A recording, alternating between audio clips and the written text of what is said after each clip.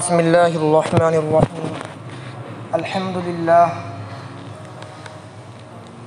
نحمده ونستعینه ونستغفره ونعوذ باللہ من شرور انفسنا ومن سیئات اعمالنا من يهده الله فلا مضل له ومن يضلله فلا هادي له ونشهد ان لا اله الا الله وحده لا شريك له ونشهد أن محمدًا عبده ورسوله صلى الله عليه وعلى آله وأصحابه وأزواجه وأهل بيته وبارك وسلم تسليمًا كثيرًا كثيرًا أما بعد. وقال النبي صلى الله تعالى عليه وسلم بلغوا عني ولو آية او کما قال النبی صلی اللہ علیہ وسلم. میرے محترم عزیزوں، دوستوں، بزرگوں، گزشتہ ہفتوں سے سیرت پاک کے چند پہلوؤں پر روشنی ڈالی جا رہی تھی. انشاءاللہ اس ہفتے اللہ کے نبی علیہ السلام کے چند معجزات اور خصوصاً آپ علیہ السلام کو جو خاص معجزہ عطا فرمایا گیا ہے قرآن کریم، اس کے تعلق سے چند باتیں عرض کرنے کا ارادہ ہے. اللہ تعالیٰ صحیح بات کہنے، سننے، سمجھنے اور عمل کرنے کی توفیق عطا فرمائے. میرے عزیزوں، دوستوں، اللہ تعالیٰ کی یہ سنت رہی ہے، اس کا یہ طریقہ رہا ہے کہ جب جب دنیا کے اندر فساد برپا ہوتا ہے اور بگاڑ پیدا ہوتا ہے تو اللہ تعالیٰ انسانیت کی رہنمائی کے لیے، انسانیت کو صحیح راہ دکھانے کے لیے اللہ تعالیٰ کچھ شخصیات کا انتخاب کرتے ہیں. کچھ لوگوں کو اللہ تعالیٰ دنیا کے اندر بھیجتے ہیں تاکہ وہ لوگوں کی اصلاح کریں، ان کو سیدھی راہ بتائیں. ان شخصیات کو نبی کہتے ہیں، انبیاء کرام کہتے ہیں. اللہ تعالیٰ کی یہ سنت رہی ہے کہ جب جب اللہ تعالیٰ نے کسی نبی کو دنیا کے اندر بھیجا تو اللہ تعالیٰ نے اس کے ساتھ ایک نشانی بھی ضرور بھیجی. لہٰذا حدیث شریف کے اندر آتا فرمایا اللہ کے نبی نے کہ جو نبی دنیا کے اندر تشریف لائے تو اللہ تعالیٰ نے ہر نبی کے ساتھ ایک معجزہ اور ایک نشانی ضرور عطا کی. معجزات کیوں دیے جاتے ہیں؟ اس کی وجہ یہ ہے تاکہ معجزات کے ذریعے ایمان والوں کے ایمان اور عمل میں اضافہ ہو اور ان کو ثابت قدمی نصیب ہو اور اہل کفر پر، مشرکین پر حجت تمام ہو جائے. لہذا حضرت سیدنا ابراہیم علیہ السلام کے بارے میں ہم لوگ بارہا سنتے ہیں، پڑھتے ہیں کہ اللہ تعالیٰ نے ان کو معجزانہ طور پر کس طرح آگ سے بچایا. جب ان کا مناظرہ ہوا اور مقابلہ ہوا وقت کے بادشاہ سے اور وہ ان کے سوالات کے جواب دینے میں ناکام ہو گیا تو اس نے کہا کہ ایک آگ جلائی جائے اور آگ کو بھڑکائی جائے. لہذا آگ جلائی گئی اور اس کے شعلے بہت بلند تھے. حضرت ابراہیم علیہ السلام کو آگ میں ڈالا گیا اور اللہ تعالیٰ نے معجزانہ طور پر آگ سے ان کی حفاظت فرمائی اور براہ راست آگ کو یہ حکم فرمایا قلنا یا نار کونی بردا وسلاما علی ابراہیم، کہ اے آگ ابراہیم کے لیے سلامتی بن جا اور رحمت بن جا. لہذا وہ آگ جو ان کے لیے، ان کو مارنے کے لیے اور ختم کرنے کے لیے بنائی گئی تھی، وہی آگ ان کے لیے گل گلزار بن گئی اور باغ بن گئی. ایسے ہی حضرت سیدنا موسیٰ علیہ السلام جو تھے، اللہ تعالیٰ نے ان کو معجزہ عطا فرمایا. جب فرعون کی سرکشی اور فرعون کی نافرمانیاں حد سے بڑھ گئیں تو اللہ تعالیٰ نے اس کے غرور کو توڑنے کے لیے، اس کے خدائی کے دعوے کو ختم کرنے کے لیے اللہ تعالیٰ نے موسیٰ علیہ السلام کو مبعوث فرمایا اور موسیٰ علیہ السلام کو دو نشانیاں عطا فرمائیں، دو معجزات عطا فرمائیں. وَمَا تِلْكَ بِيَمِينِكَ يَا موسیٰ، اللہ فرماتا قرآن کریم کے اندر کہ جب موسیٰ علیہ السلام کو اللہ تعالیٰ نے وحی عطا فرمائی تو وہ رات کا وقت تھا اور وہ آگ لینے، آگ کی تلاش کے اندر گئے. ایک درخت کے پاس گئے، وہاں دیکھا ٹوپ اندھیرا ہے اور ایک روشنی دکھ رہی ہے. لہٰذا وہاں جا کر انہوں نے دیکھا اور وہاں انہیں اللہ تعالیٰ نے نبوت عطا فرمائی. تو وہاں اللہ نے فرمایا اے موسیٰ تمہارے ہاتھ میں کیا ہے؟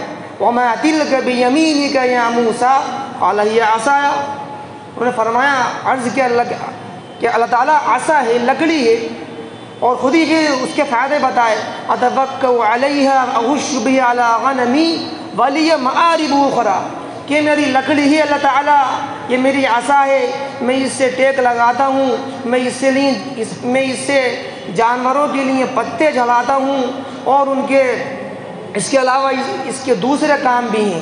قال القھا یا موسیٰ، اللہ نے فرمایا اے موسیٰ عصا کو ڈال دو، عصا کو زمین پر پھینک دو۔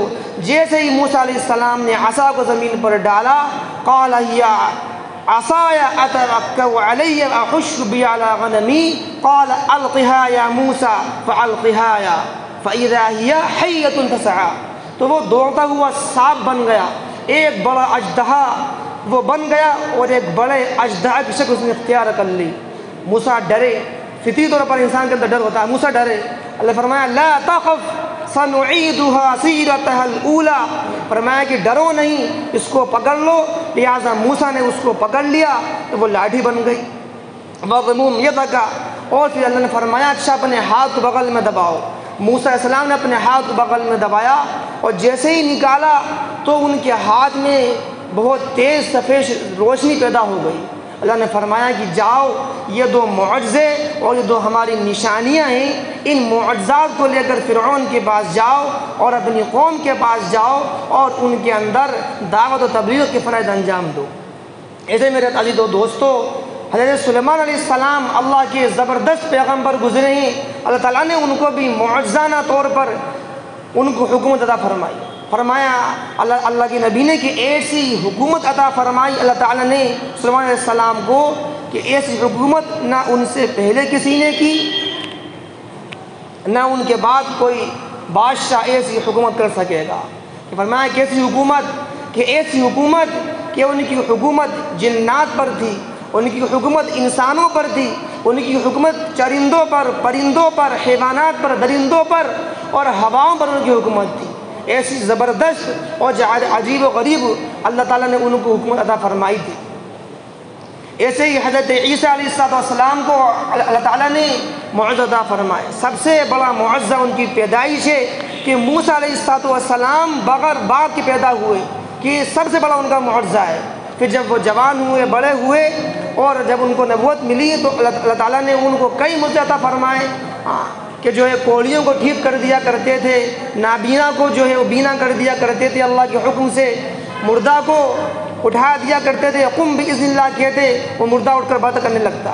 ایسے ہی مٹی کے پتلے بناتے اور اس میں جو ہے اس کو چھوڑ دیتے اور اللہ کا نام لیتے تو وہ زندہ ہو جاتا۔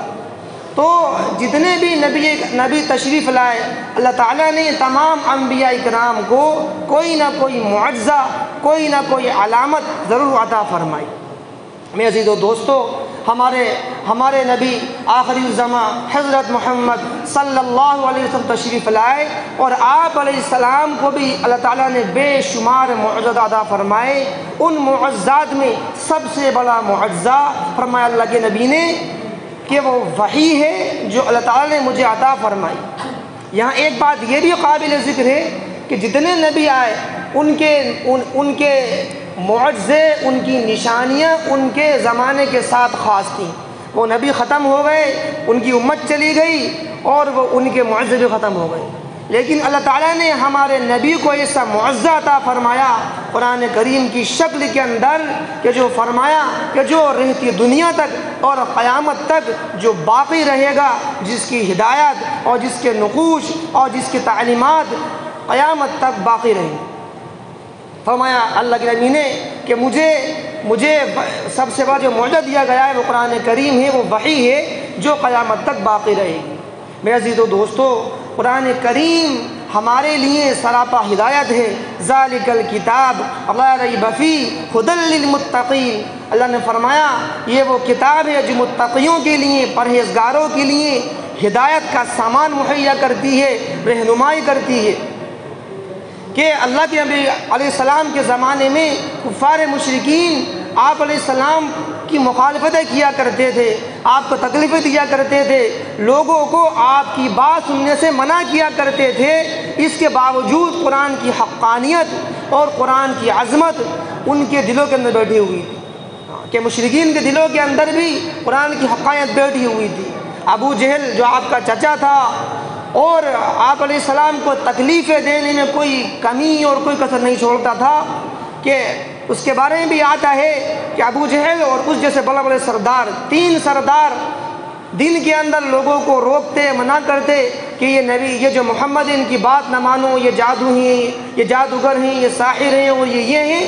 لیکن جب رات ہوتی اور آپ علیہ السلام جب رات میں اپنے گھر میں قرآن کریم کی تلاوت کرتے تہجد کے اندر، تو یہ تینوں لوگ آتے اور الگ الگ جگہوں سے آپ علیہ السلام کا قرآن سنتے تھے۔ لہٰذا ایک دن آئے اور جب صبح ہونے والی تھی، واپس لوٹنے لگے تو راستے میں اتفاق سے تینوں کی ملاقات ہو گئی۔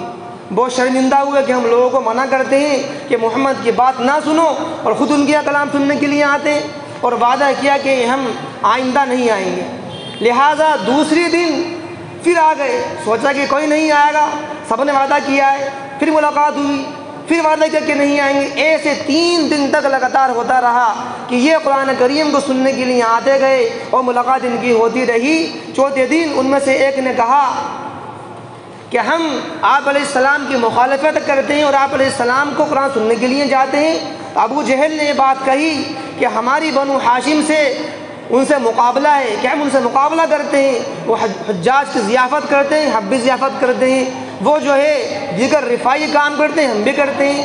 جب ان کے خاندان میں نبی پیدا ہوا تو ہمارے خاندان میں نبی بھی پیدا ہونا چاہیے تھا۔ لہٰذا معلوم یہ ہوا کہ ابو جہل جیسا ملعون شخص بھی قرآن کی حقانیت سے واقف تھا اور یہ مانتا تھا کہ محمد جو کہہ رہے ہیں وہ بالکل برحق ہے، وہ سچ ہے، لیکن محض عناد کی وجہ سے، دشمنی کی وجہ سے، چودراہٹ کی بنیاد پر وہ اسلام قبول نہیں کرتے تھے۔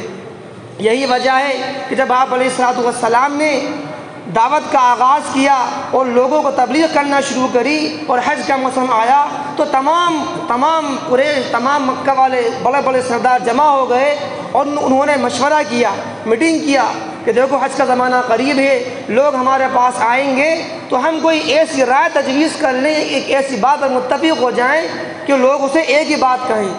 لہٰذا وہ عتبہ بن ربیعہ کے پاس گئے، جو اس وقت کا بڑا سمجھدار شخص معلوم ہوتا تھا اور بڑا سردار سمجھا جاتا تھا۔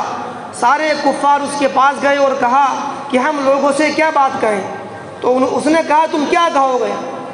لوگوں نے کہا، کفار نے کہا ہم یہ کہیں گے کہ وہ مجنون ہیں، وہ پاگل ہیں۔ عتبہ بن ربیعہ بڑا سمجھدار تھا، وہ کہنے لگا تم اگر لوگوں کو یہ کہو گے مجنون ہیں تو میں نے محمد کی باتیں سنی ہیں، خدا کی قسم ان کی باتیں، ان کا کلام میں پاگل پن نہیں، ان کا کلام مجنون نہیں۔ جو یہ کہے گا کہ وہ مجنون ہے تو لوگ خود اس کو مجنون کہیں گے، لہذا یہ بات نہیں چلے گی۔ لوگوں نے کہا ہم کہیں گے کہ وہ کاہن ہیں۔ عتبہ نے کہا کہ میں بڑے بڑے کاہنوں سے میرے رابطے ہیں، میں ان کے پاس جاتا ہوں، لیکن محمد کی جو باتیں ہیں وہ کہاں تک مبنی نہیں، یہ بات نہیں چلے گی۔ پھر لوگوں نے کہا آپ بتا دیں کیا کہیں؟ تو عتبہ نے کہا کہ یہ کہو کہ ان کی بات میں ایسی تاثیر ہے، ان کی بات میں ایسی جاذبیت ہے، ان کی بات میں وہ جادو ہے، سحر ہے کہ جو ان کی بات سنتا ہے ان کے ہو کر لے جاتا ہے۔ لہذا اس پر اتفاق ہو گیا اور جو لوگ قبائل پوری دنیا سے وہاں پر آتے حج کرنے کے لیے، عمرہ کرنے کے لیے، ان سے یہ بات کہتے۔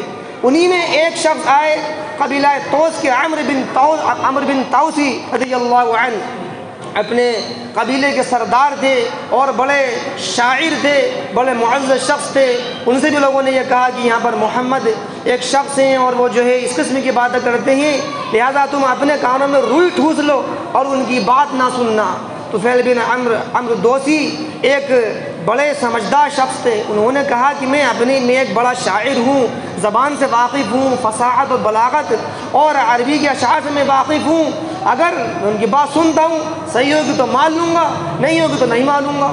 لہذا وہ آپ علیہ السلام کی قرآن سننے کے لیے بیٹھ گئے۔ آپ علیہ السلام حرم کے اندر قرآن پڑھ رہے تھے، اور جیسے ہی انہوں نے قرآن کی آیات سنی ایسے ہی ان کے دل کی دنیا بدل گئی اور اللہ نے انہیں ہدایت نصیب فرما دی۔ ایسے ہی عزیزو دوستو، بہت سے صحابہ کرام صرف قرآن کریم کی چند آیات سن کر اور پڑھ کر وہ ایمان لے آتے تھے۔ آج ہمارے لیے بھی یہ ضروری ہے کہ آج ہم بھی قرآن کریم سے وابستہ ہوں۔ آج ہم کم از کم اتنا قرآن تو سیکھیں جس سے ہماری نمازیں صحیح ہو جائیں۔ اتنا قرآن کریم پڑھنا فرض ہے جس سے ہماری نماز صحیح ہو جائے۔ آج ہمارے پاس مواقع ہیں، آج الحمدللہ ہمارے شہر کے اندر جگہ جگہ مکاتب ہیں، مدارس ہیں، بڑے بڑے قراء یہاں پر موجود ہیں، حفاظ موجود ہیں۔ اس لیے ہماری یہ ذمہ داری بنتی ہے کہ ہم کم از کم قرآن کریم کو سیکھنے کی کوشش کریں۔ اگر ہمیں قرآن کریم پڑھنا آتا ہے تو ہم اس کے معنی مطالب سمجھنے کی کوشش کریں کہ آپ علیہ السلام غور کیا کرتے تھے، اور آپ نے فرمایا قرآن کریم کو پڑھنے میں غور و خوض کرو تو اللہ تمہیں ہدایت عطا فرمائے گا۔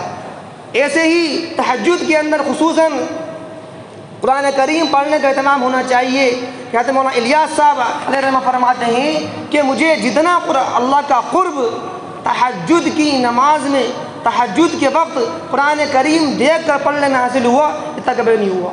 اس لیے ہمیں چاہیے کہ ہم کم از کم جو قرآن کریم سیکھیں، اور جو صورتیں ہمیں یاد ہے کم از کم ہم ان کا ترجمہ پڑھیں، اور جو چیزیں ہم نمازوں کے اندر پڑھتے ہیں ہم اس کو پڑھنے ہم کیا پڑھ رہے ہیں ہمیں یہ بھی پتہ ہونا بھائی۔ آج ہمیں نماز پڑھتے ہوئے 20 سال ہو گئے، 30 سال ہو گئے، لیکن ثنا کا مطلب کیا ہے ہمیں نہیں معلوم۔ سورہ فاتحہ میں اللہ ہم سے کیا کہہ رہا ہے ہمیں نہیں معلوم۔ علم ترا کا مطلب کیا ہمیں نہیں۔ اس لیے کم از کم ادنا درجہ یہ ہے کہ جو چیزیں نماز کے اندر پڑھی جاتی ہیں، ثنا ہے، سورہ فاتحہ ہے، 10 سورتیں ہیں، ایسے ہی التحیات ہے، درود شریف ہے، ہم ان کو یاد کریں اور ان کا جو مطلب ہے اس کو بھی جو ہے ہم یاد کرنے کی کوشش کریں۔ اللہ تعالیٰ مجھے بھی آپ کو بھی ان تمام باتوں پر عمل کرنے کی توفیق عطا فرمائے۔ وآخر دعوانا ان الحمد للہ رب العالمین۔